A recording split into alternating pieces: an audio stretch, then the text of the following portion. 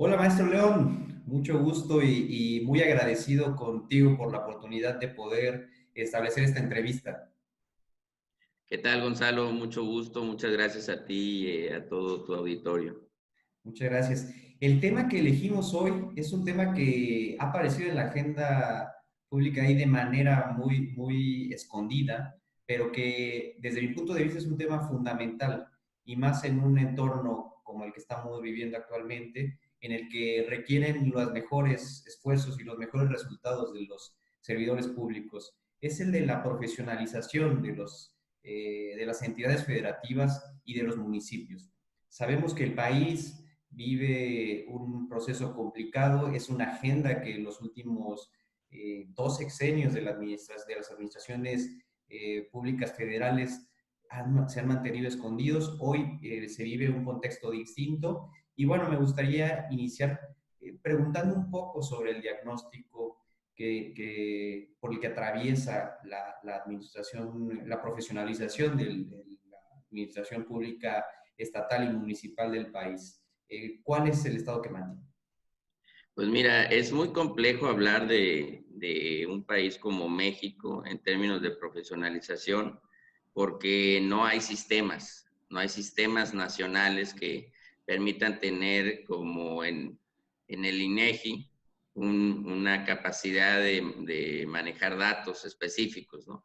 ¿Cuáles son los municipios y los estados que manejan un sistema de profesionalización X o Y? Cuántos cursos, de qué características, en dónde incide, qué resultados tienen, cómo se pueden evaluar.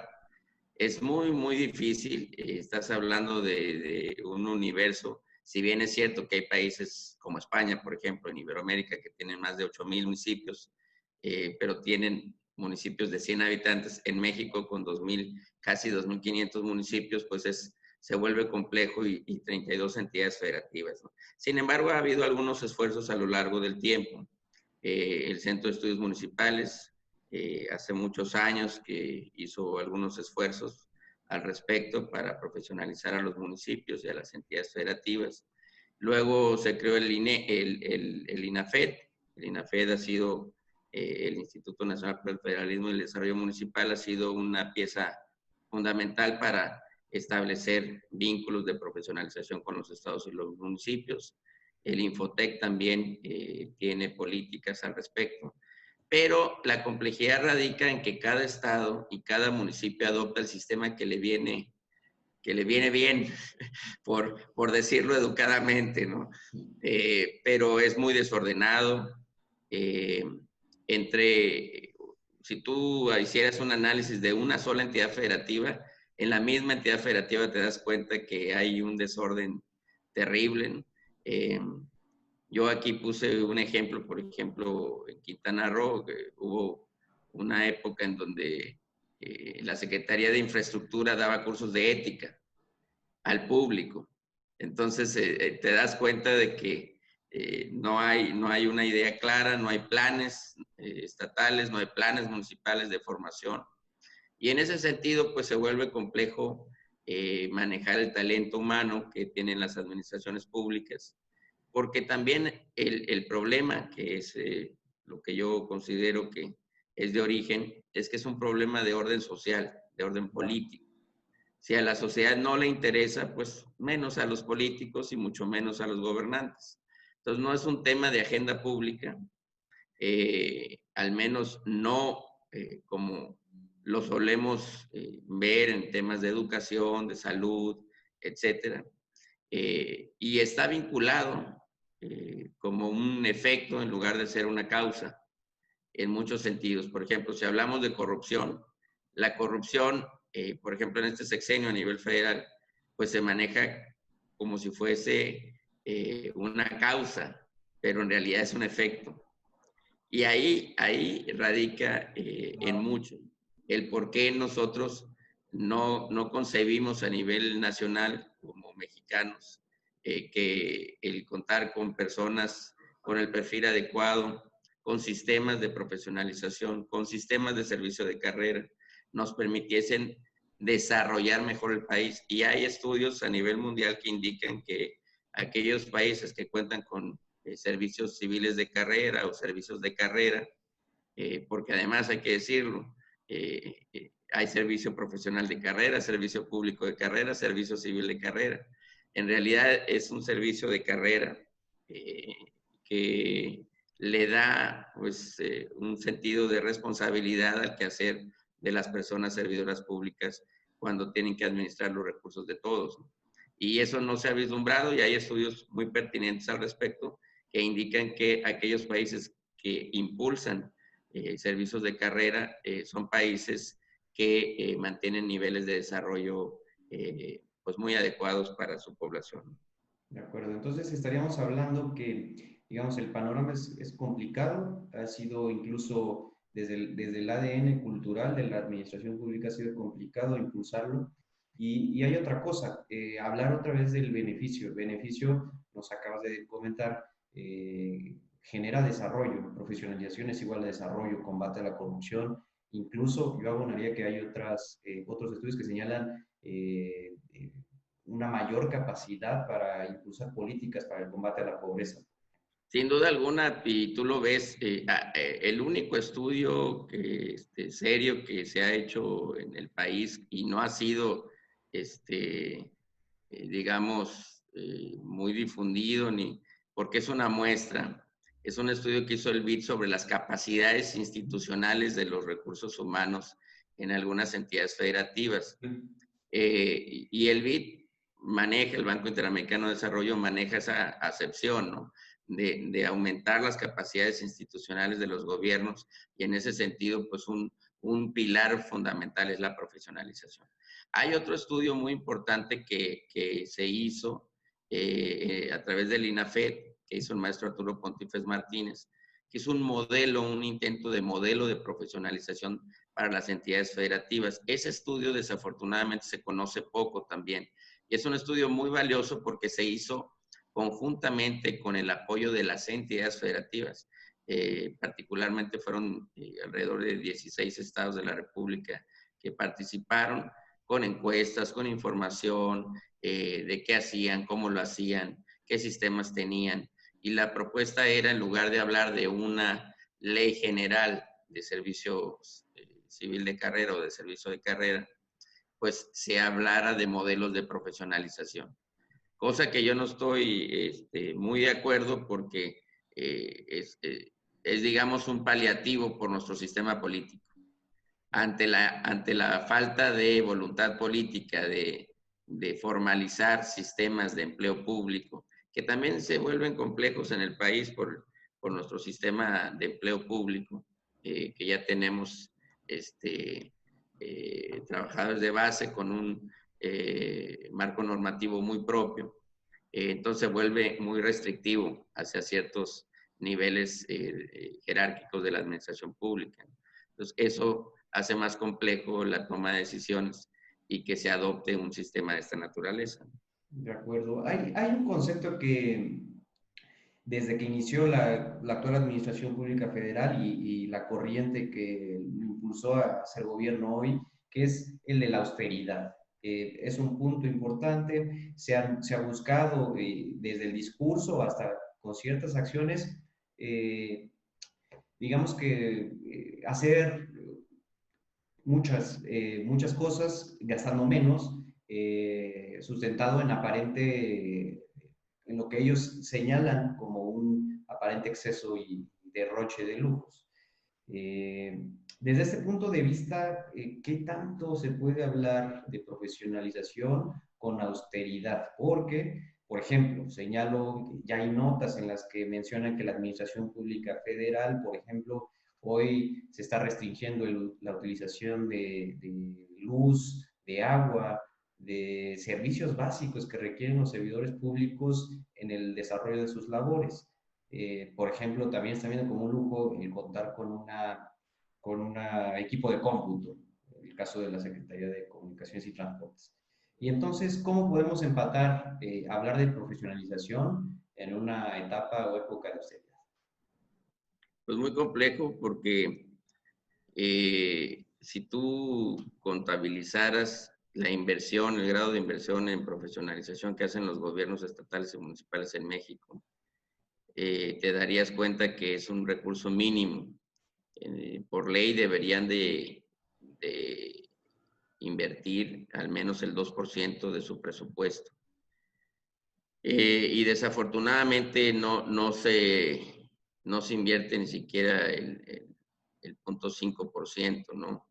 Me atrevo a dar esta cifra aventuradamente porque no tenemos pues sistemas analíticos que nos permitan determinar ese grado de inversión.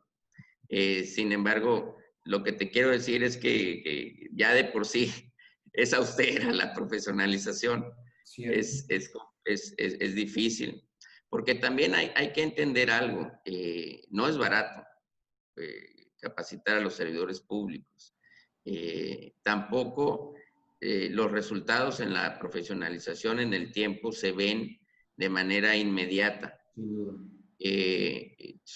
Por eso es una inversión en capital humano, que con el tiempo se ve reflejada. Te pongo un ejemplo, presupuesto basado en resultados.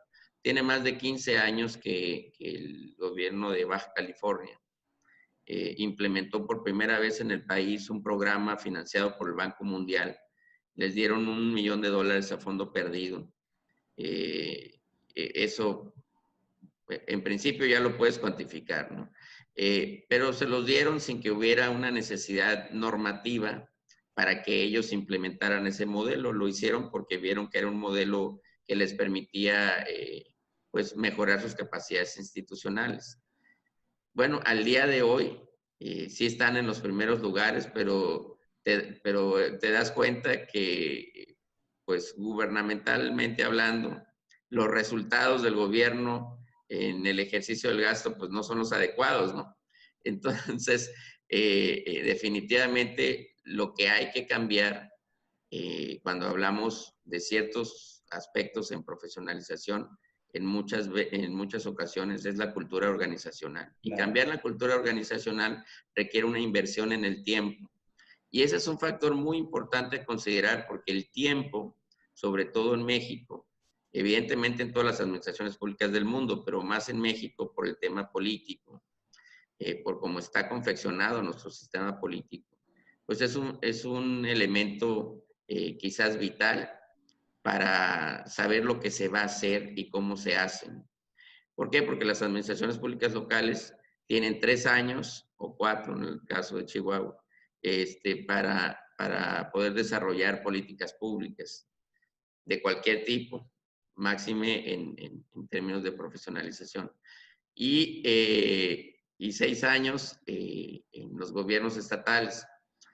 Cuando la curva de aprendizaje, y hay análisis serios en ese sentido, más o menos te indican que los primeros 3 años son de aprendizaje. Y entonces se vuelve un círculo vicioso porque se reinventan o se tratan de reinventar las administraciones públicas en cada cambio de gobierno. Claro. Por eso ha sido tan complicado instaurar sistemas de carrera en los municipios, porque el nivel de rotación, sobre todo los puestos de toma de decisiones, es muy alto. Y eso hace que entren muchas personas que no necesariamente tengan el perfil adecuado, la experiencia adecuada para ejercer la función pública y su nivel de aprendizaje, pues evidentemente es mayor, ¿no? La curva de aprendizaje es mayor y cuando ya quieres implementar y tener resultados, pues ya prácticamente estás en el proceso de entrega-recepción, entonces se vuelve mucho más complejo. Si tuviéramos un sistema de carrera, evidentemente el sistema permitiría que las personas, en tanto que es un sistema en donde el empleo público, pues de alguna forma se asegura que es estable o tiene grados de estabilidad, en ese sentido, pues tú podrías tener un flujo de profesionalización, de cursos, de programas de capacitación que te permitiesen pues que la gente pudiera dar resultados quizás de forma más inmediata. Claro, muy bien. Para terminar esta entrevista, maestro, hay una parte existe una iniciativa por ahí que no sé si esté guardada en el cajón, pero es una iniciativa de ley de un servicio profesional de carrera, una ley general, es decir, que involucraría a estados y municipios. En un contexto como el actual, con los elementos que está viviendo el país, la administración pública, las administraciones públicas incluso, estados y municipios, es viable. Y hay otra pregunta dentro de ella. Hay una tarea que me parece que ha quedado un poco a deber. ¿A quién debería importarle el tema de la profesionalización? Ha sido difícil transmitir los beneficios que trae para la población en general la profesionalización, lo decíamos en la primera pregunta. Quizá habría que hacer una tarea mucho más robusta por darle a conocer a la población, a la sociedad civil, cuáles son los beneficios de contar con mejores servidores públicos. Entonces, recapitulando, ¿es viable contar con una ley general de servicio profesional de carrera? Yo lo primero que te diría te contestaría la segunda pregunta, porque creo que ahí está el kit del problema. Si nosotros como ciudadanos no nos involucramos en tener mejores servidores públicos, en tener gobiernos con sistemas meritocráticos o con sistemas que nos permitan asegurar que las personas que van a entrar al gobierno, independientemente de que entren a través del sistema democrático y que en ese sentido cualquiera pueda concursar, desde una persona que ha sido carnicero, zapatero, porque la democracia así es si esa persona tuvo el valor y la tingencia de consensuar con los ciudadanos para poder llegar a administrar los recursos de todos, pues hay que apoyarlo, ¿no? Sin Claro. embargo, eso no demerita que deba de haber unas reglas claras de que esa persona, para accesar al servicio público, pues cuente con ciertos grados de conocimientos mínimos y que las personas de su confianza que le van a ayudar a administrar esos recursos durante ese periodo gubernamental, pues también tengan que tener una serie de conocimientos y que cumplan con ciertos requisitos para que al momento de accesar en el sentido democrático, pues lo hagan a través de un marco normativo bien establecido y que la gente pues lo haya incluso desde el punto de vista de la participación ciudadana lo haya impulsado, ¿no? De acuerdo. Eso es fundamental entenderlo. Desafortunadamente no nos hemos involucrado. No hay mucho interés en eso. La defensa es más bien por los partidos y por lo que representan los partidos y lo que, digamos, sensiblemente me representa una persona u otra. Esto es, si se acerca a lo que yo concibo, igual que él, la forma de ver las cosas en el gobierno o la vida misma, ¿no? Entonces, eso ha dificultado mucho. El primer problema es de esfera pública y se debe de dar por responsabilidad y ética pública en los partidos políticos, pero también en las instituciones electorales. Son estas organizaciones públicas las que están obligadas a hacer que la población se interese en que en la medida en que tengamos personas con mejores conocimientos y capacidades en el gobierno, en esa medida va a haber menor cantidad de probabilidad de error, ¿no? La probabilidad de error se va a disminuir. Somos humanos, todos nos equivocamos, pero lo que es verdad es que tenemos un periodo de tiempo muy definido, tenemos unos recursos muy escasos y tenemos muchísimos problemas. Entonces, si no tenemos a personas que se sepan organizar, que sepan cuál es el marco normativo de actuación que les rige para actuar, si no saben cómo presupuestar, si no saben cómo ejercer el gasto, si no saben ni redactar un oficio, porque no lo creerás, pero hay incluso hasta oficiales mayores de gobiernos estatales que redactan oficios y que cometen una serie de irresponsabilidades administrativas que no das crédito. Sí. Y también algo fundamental, sobre todo en México, y soy muy puntual porque el sistema político mexicano es muy particular, es esta idea de que lo político y lo administrativo se pueden separar. En México eso es imposible. Entonces, en ese sentido, hay que entender como servidor público también que el servicio que brindamos lo brindamos con la responsabilidad de atender a alguien que nos eligió indirectamente a través de una administración, independientemente de que tengamos ahí 20 años ya laborando. Nosotros tenemos que responder al público con base en la expectativa que tiene de nosotros Muy y bien. del gobierno en su conjunto, ¿no? Y ello nos va a llevar, en esa medida, si culturalmente avanzamos, a tener una concepción de esas reglas claras que requerimos. Y esas reglas claras no son otra cosa más que aquellas que convencionalmente se denominan en el mundo por más de cientos de años como servicio de carrera, ¿no? Una ley de servicio profesional de carrera como la que se está llevando a cabo por el gobierno federal tiene ciertos matices de la anterior normatividad. Sin embargo, no tiene todavía, hasta donde se nos fue presentada en el Foro Nacional de Profesionalización de 2019 por el director general del Servicio de Carrera, profesional de carrera de la Secretaría de la Función Pública, no conllevaba que fuese un ejercicio de ley general de aplicación para los municipios, los estados y la federación y los órganos autónomos del estado. Entonces, es una ley federal de aplicación del gobierno federal y de la administración pública centralizada. Y en ese sentido, pues todavía no se cuenta con un instrumento que pudiese hacer factible que tanto los estados y los municipios participasen en un mismo sistema. Yo creo que sería muy sano. Sí hay idea e intención del gobierno federal que así fuese, pero todavía el instrumento jurídico que lo determine no existe.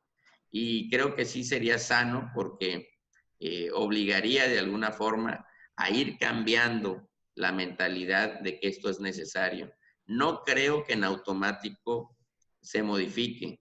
Tenemos ahora sí que más de 11 años con la ley de contabilidad gubernamental que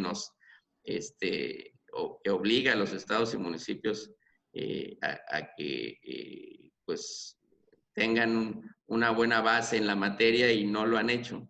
Cada quien hace lo que pues Dios le dio a entender, ¿no? Y eso imposibilita pues que se hayan dado avances en las administraciones públicas locales. Entonces, es muy importante que se dé un marco normativo. No quiere decir per se que vaya a haber un cambio radical en automático, pero sí que lo es ya la introducción y la obligatoriedad de que las autoridades, al menos, si no la sociedad, se involucre en establecer pues, un conjunto de reglas, de seguirlas, para poder mejorar el servicio público a través de la profesionalización. De acuerdo, maestro. Pues nos quedamos con esos puntos. Es sin duda la profesionalización de los estados y municipios un área que se necesita explorar. Y muchas gracias por tocar estos temas que no son quizá tan atractivos luego en la agenda pública, pero que son sumamente importantes. Al contrario, muchas gracias, Gonzalo. Gracias, Espero maestro que Gonzalo, tengamos otras oportunidades. presidente del Instituto de Administración Pública de Quintana Roo. Muchas gracias. Gracias a ti. Hasta luego. Éxito. Hasta luego.